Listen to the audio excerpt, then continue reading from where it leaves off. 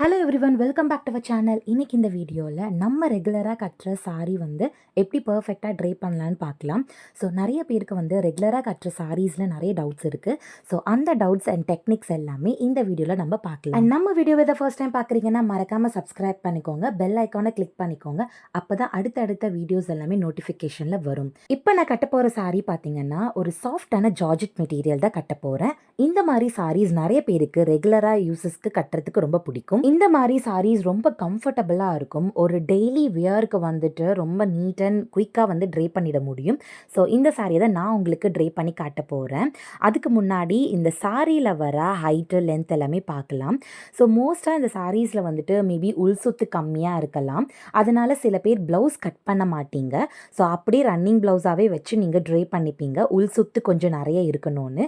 நானும் அந்த மாதிரி தான் பண்ண போகிறேன். பிகாஸ் இதோட ப்ளவுஸ் பார்த்தீங்கன்னா 80 சென்டிமீட்டருக்கு ரொம்பவே கொஞ்சம் கம்மியாக இருக்க மாதிரி எனக்கு இருக்குது. ஸோ அதனால் இதில் நான் கட் பண்ணாமல் அப்படியே டக்கின் பண்ணி கட்ட போகிறேன்.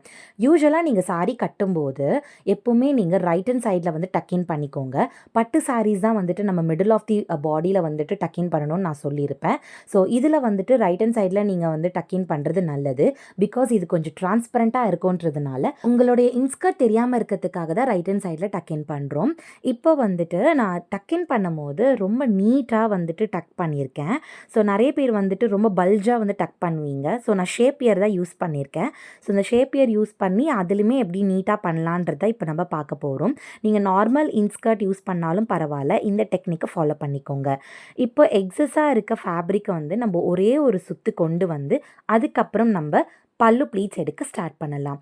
பல்லு ப்ளீட்ஸ் எடுக்கும் போது இதுக்கு நீங்கள் ப்ரீ ப்ளீட்டிங்கோ அயனிங்கோ அதெல்லாம் எதுவுமே பண்ண வேண்டாம். ஏன்னா ஆன் ஸ்பாட் டெய்லி வேருக்கு இந்த மாதிரி நீங்கள் உடனே சாரீ ட்ரைப் பண்ணுறது தான் ரொம்ப நல்லாயிருக்கும். ஸோ அது எப்படி பண்ணலான்னு பார்க்கலாம். நான் ஃபர்ஸ்ட் ப்ளீட் என்னோட பாடி சைஸ்க்கு ஏற்ற மாதிரி எடுத்திருக்கேன். அதுக்கு அடுத்து வர ப்ளீட்ஸ் எல்லாமே கொஞ்சம் மீடியம் சைஸில் குட்டி குட்டியாக எடுத்திருக்கேன். ரொம்ப குட்டியாக எடுத்துடாதீங்க. இது ரொம்ப டிரான்ஸ்பரண்ட்டாக தெரியுன்றதுனால உங்களோட ப்ளவுஸ் எல்லாமே தெரியறதுக்கு நிறைய சான்சஸ் இருக்குது. ஸோ அதனால் ஒரு மீடியமான ப்ளீட்ஸ் எடுக்கிறதே நல்லதாக இருக்கும். இப்போ நான் நீட்டாக கன்வெர்ட் பண்ணி கொஞ்சம் கொஞ்சமாக ப்ளீட்ஸ் எடுத்து அரேஞ்ச் பண்ணி எடுத்துக்கிறேன். என்னோட ஷோல்டர் ஹைட் எவ்வளோ வருதோ அதுக்கேற்ற மாதிரி நான் இப்போ பின் பண்ண போகிறேன். ஸோ எப்போவுமே இது மாதிரி ரெகுலர் யூஸர் சாரீஸ் ரொம்ப கம்ஃபர்டபுளாக இருக்கும் இல்லையா? நம்ம வெளியில் போகும்போதோ சரி, இல்லை ஏதாச்சும் ஒரு வீட்டில் இருக்கும் போதோ சரி, நார்மலாக இந்த மாதிரி சாரீஸை கொஞ்சம் நீட்டாக நம்ம வியர் பண்ணோன்னா பார்க்குறதுக்கு ரொம்ப அழகாக இருக்கும். ஸோ அதனால தான் இந்த டெக்னிக் நான் சொல்கிறேன். எப்போவுமே ஷோல்டரில் பின் பண்ணும்போது கொஞ்சம் ஒரு இன்ச் தள்ளி வச்சு நீங்கள் பின் பண்ணுங்கள். அப்போ தான் உங்களுக்கு செஸ்ட்டு ஹிப் சைடு எல்லாமே ரொம்ப நீட்டாக மறையும். அதுக்கப்புறம் எல்லா ப்ளீட்ஸுமே நீங்கள் அரேஞ்ச் பண்ணி இப்போது ஹிப் ப்ளீட்ஸ் நம்ம செட் பண்ணலாம். இப்போ நம்ம எக்ஸஸாக இருக்க ஃபேப்ரிக்கில் ஹிப் ப்ளீட் செட் பண்ணிவிட்டு அதுக்கப்புறம் சென்டர் ப்ளீட் எடுக்க ஸ்டார்ட் பண்ணலாம். ஹிப் ப்ளீட் எடுக்கும் போது நல்லா நீட்டாக கொண்டு உங்களோட இன்ஸ்கர்ட்டில் பின் பண்ணுங்கள். உள் சுத்தில் பின் பண்ணிங்கன்னா லூஸ் ஆக வாய்ப்பு நிறையவே இருக்குது. நிறைய பேர் இதெல்லாம் பின் பண்ண மாட்டாங்க. ஜஸ்ட் அப்படியே சுருட்டி எடுத்துகிட்டு போயிட்டு டக் பண்ணிப்பாங்க. நீங்கள் அப்படி பண்ணிங்கன்னா நடக்க நடக்க ரொம்ப நேரம் கழித்து உங்களுக்கு கண்டிப்பாக லூஸ் ஆகி ப்ளீட்ஸ் எல்லாம் கழட்டி விழுற மாதிரி இருக்கும். ஸோ அதனால தான் நீங்கள் பின் பண்ணுறது நல்லது. இந்த மாதிரி சாரீஸ் ரொம்ப வழவழன்னு இருக்கும். அதுக்கப்புறம் சென்டர் ப்ளீட் எடுக்கும் போது உங்கள் கையை இந்த மாதிரி வச்சு நீங்கள் கரெக்டாக உங்களோட 1/2 ஆர்ம் எடுத்து அதுக்கப்புறம் நீங்கள் இந்த மாதிரி ப்ளீட்ஸ் எடுக்க ஸ்டார்ட் பண்ணுங்கள். ஸோ யூஸ்வலாக இந்த மாதிரி சாரீஸில் உள் சுத்து ரொம்ப கம்மியாக இருக்குன்றதுனால இப்போ நான் ப்ளவுஸு கட் பண்ணலை. அதனால் எனக்கு கொஞ்சம் அதிகமாக வந்திருக்கு. கொஞ்சம் தான் அதிகமாக வந்திருக்கு. நீங்கள் ரொம்ப பெரிய பெரிய ப்ளீட்டாக எடுக்காமல் கொஞ்சம் குட்டி குட்டி ப்ளீட்டாக எடுத்திங்கன்னா மீடியமாக உங்களுக்கு ப்ளீட்ஸ் எல்லாமே ரொம்ப விசிபிளாக இருக்கும். அதே மாதிரி ஒரு ஈஸி டெக்னிக் நான் உங்களுக்கு சொல்ல போகிறேன். நிறைய பேருக்கு இந்த ரைட் ஹேண்ட் சைடில் வர ஃபர்ஸ்ட் ப்ளீட் ரொம்ப விலகி ரொம்ப பெருசாகவும் இருக்கும். ஸோ அது எப்படி ப்ராப்பராக அரேஞ்ச் பண்ணுறதுன்னு பார்க்கலாம். ஃபஸ்ட்டு ஒரு ப்ளீட்டாக பெரிய ப்ளீட்டாக எடுத்துக்கோங்க. கரெக்டாக உங்களோட பெல்லி பட்டன் கிட்ட இப்படி மடித்து பார்த்து அதுக்கப்புறம் நீங்கள் அதை அப்படியே கனெக்ட் பண்ணிக்கோங்க. இந்த மாதிரி நீங்கள் பண்ணிங்கன்னா சைடில் ரைட் ஹேண்ட் சைடில் ரொம்ப டக் பண்ணிவிட்டு ரொம்ப பின்னாடி முதுகுக்கு பின்னாடி எடுத்துகிட்டு போகிற அளவுக்கு ப்ளீட்ஸ் உங்களுக்கு வராது. ரொம்பவும் ஈஸியாக இருக்கும். பார்க்குறதுக்கும் நல்ல ஃப்ளஃபியாக ரொம்ப நீட்டாக இருக்கும் ப்ளீட்ஸ் எல்லாமே. இப்போ நான் எடுத்திருக்க ப்ளீட்ஸே பாருங்கள் எவ்வளோ நீட்டாக இருக்குன்ட்டு. ஸோ இப்போ இதை அரேஞ்ச் பண்ணுறதுக்கு இப்போ நான் சேஃப்டி பின் வச்சு பின் பண்ண போகிறேன். பின் பண்ணுறதுக்கு முன்னாடி ஸ்லைட்டாக ஒரு வி ஷேப்புக்கு நீங்கள் வர மாதிரி ஒரு பின் பண்ணிக்கோங்க. நீங்கள் அப்படி பண்ணிக்கிட்டிங்கன்னா பண்ணிங்கன்னா எவ்வளோ நீங்கள் ப்ளீட்ஸ் எடுத்தாலுமே வெளியில் தெரியும். ஸோ அது பார்க்குறதுக்கும் ரொம்ப அழகாக இருக்கும். ஸோ இந்த மாதிரி வி ஷேப்க்கு நீங்கள் வந்துட்டு பிரிச்சுட்டு அதுக்கப்புறம் வந்து பின் பண்ணுங்கள். பின் பண்ணும்போது பார்த்து பண்ணுங்கள். ரொம்ப துருப்பிடிச்ச பின்லாம் பண்ணாதீங்க. கொஞ்சம் புது பின்னாக நீங்கள் யூஸ் பண்ணிங்கன்னா இந்த மாதிரி சாரீஸ் வந்துட்டு ஈஸியாக டேமேஜ் ஆகாமல் ரொம்ப சேஃபாக நீட்டாக இருக்கும். இப்போது பின் பண்ணதுக்கப்புறம் பார்த்தீங்கன்னா ஹிப் ப்ளீட் வந்து நான் செட் பண்ண போகிறேன். எவ்வளோ ஈஸியான டெக்னிக்கை நான் பண்ண போகிறேன்னு பாருங்கள். என்னோடய ரைட்டில் அப்படியே எல்லா ப்ளீட்ஸுமே கேதர் பண்ணிக்கிறேன். ஃபஸ்ட்டு லெஃப்ட்டில் வந்துட்டு இந்த மாதிரி பிடிச்சிக்கோங்க ப்ளீட்ஸை. பிடிச்சிட்டு ரைட்டில் வர சென்டர் ப்ளீட்டை கொஞ்சம் நெருக்கமாக கொண்டு வந்தீங்கன்னா ஆட்டோமேட்டிக்காகவே நீங்கள் இந்த ப்ளீட்ஸை க்ரியேட் பண்ணிட முடியும். ரொம்ப ஈஸி தான். இதுக்குன்னு நீங்கள் மெனக்கெட்டு பண்ணணும்லாம் அவசியமே கிடையாது. அப்புறம் இன்ஸ்கர்ட்டில் பின் பண்ணிவிடுங்க.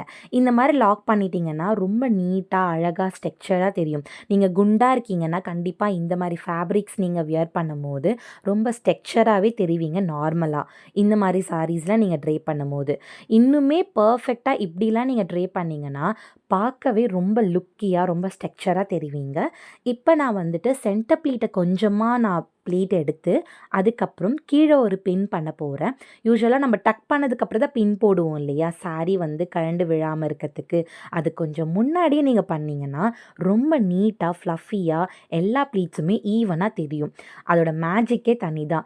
ஸோ நீங்கள் நார்மல் சாரீ கட்டினாலும் சரி, எந்த விதமான சாரீஸ் கட்டினாலுமே இந்த டெக்னிக்கை நீங்கள் கொஞ்சம் ஃபாலோ பண்ணி பாருங்கள். கண்டிப்பாக பிகினர்ஸ்க்கு ரொம்பவே ஒர்க் அவுட் ஆகும். உங்கள் ஃப்ரெண்ட்ஸ்க்கும் ஷேர் பண்ணுங்கள். இப்போ கீழே பாருங்கள் எந்த அளவுக்கு நான் எடுத்த ப்ளீட்ஸ் எல்லாம் விசிபிளாக இருக்குன்ட்டு. இப்போ நம்ம டக்கின் பண்ண போகிறோம். நம்ம சாரி டக் பண்ணும் போது எப்பவுமே உங்களோட சென்டர் ஆஃப் யர் பாடி கிட்ட தான் பண்ணணும். சைட் லெஃப்ட்லேயோ ரைட்லேயோ சைடில் பண்ணாதீங்க. சென்டர் ஆஃப் யர் பாடியில் கரெக்டாக உங்கள் பெல்லி பட்டன், அதாவது உங்கள் தொப்புள் கொடி இருக்கு இல்லையா, அந்த இடத்துல நீங்கள் டக் பண்ணிங்கன்னா உங்களோட சென்டர் ப்ளீட் வந்து பாடிக்கு நேராக இருக்கிறதுனால எல்லா ப்ளீட்ஸுமே ரொம்ப நீட்டாக விசிபிள் ஆகும். At the same time right hand சைடில் பாருங்கள், எனக்கு எந்த ஃபேப்ரிக்கும் ரொம்ப தங்கி இருக்கல. ஸோ நீட்டாக வந்து என்னால் அரேஞ்ச் பண்ணிட முடியுது. அவ்வளோதான். ஸோ என்னோடய சாரீ ட்ரைப்பிங் வந்துட்டு முடிஞ்சிருச்சு. ஸோ நான் எவ்வளோ நீட்டாக என்னோடய ஹிப் சைட் பாருங்கள் அண்ட் என்னோடய சென்டர் ப்ளீட்டில் எவ்வளோ ஃப்ளஃபியாக நல்லா பெருசாக நீட்டாக இருக்குன்ட்டு. அண்ட் அதே மாதிரி உங்களுக்கு கீழேயுமே கொஞ்சம் அரேஞ்ச் பண்ணணும்னு தோணுச்சுன்னா இந்த மாதிரி கொஞ்சம் கொஞ்சமாக நீங்கள் அரேஞ்ச் பண்ணி கடைசியில் வந்துட்டு கொஞ்சம் கேதர் பண்ணி விட்டுருங்க போதும். ஏன்னா யூஸ்வலாக இந்த மாதிரி சாரீஸ்லாம் அயன் பண்ணுறது அண்ட் முன்னாடி ப்ரீ-ப்ளீட் பண்ணுறதெல்லாம் ரொம்ப அதெல்லாம் வந்து நல்லாவே இருக்காது. ஸோ இந்த மாதிரி ரெகுலர் யூஸ் சாரீஸ்க்கு வந்துட்டு நீங்கள் ட்ரை பண்ண தெரியலனா கண்டிப்பாக இந்த வீடியோ பார்த்து ஸ்டெப் அண்ட் ஸ்டெப்பாக நீங்கள் கற்றுக்க முடியும் அண்ட் ஈஸியாகவும் ட்ரை பண்ணிட முடியும். ஸோ இப்போ என்னோட ஹிப் சைடு அண்ட் எவ்வளோ ஸ்ட்ரக்சர் அண்ட் நீட்டாக இருக்குன்னு பாருங்கள். அட் த சேம் டைம் என்னோட செஸ்ட் ப்ளீட் பல்லு ப்ளீட்லாம் எந்த அளவுக்கு வந்துட்டு லுக்காக நீட்டாக இருக்குன்னு பாருங்கள். இதே மாதிரி நீங்களுமே ட்ரை பண்ணி ஹாப்பியாக டெய்லி வேர் சாரியை ட்ரை பண்ணுங்கள். அதே மாதிரி பல்லு ப்ளீட்ஸ் வந்துட்டு பின் பண்ணும்போது ஒரு 1 இன்ச் நீங்கள் ப்ராடாக பின் பண்ணும்போது எல்லா ப்ளீட்ஸுமே ரொம்ப ஈவனாக தெரியும். இந்த டெக்னிக் அண்ட் இந்த குட்டி குட்டி மெத்தட்ஸ் எல்லாமே உங்களுக்கு ரொம்ப யூஸ்ஃபுல்லாக இருக்கும்னு நான் நம்புகிறேன்.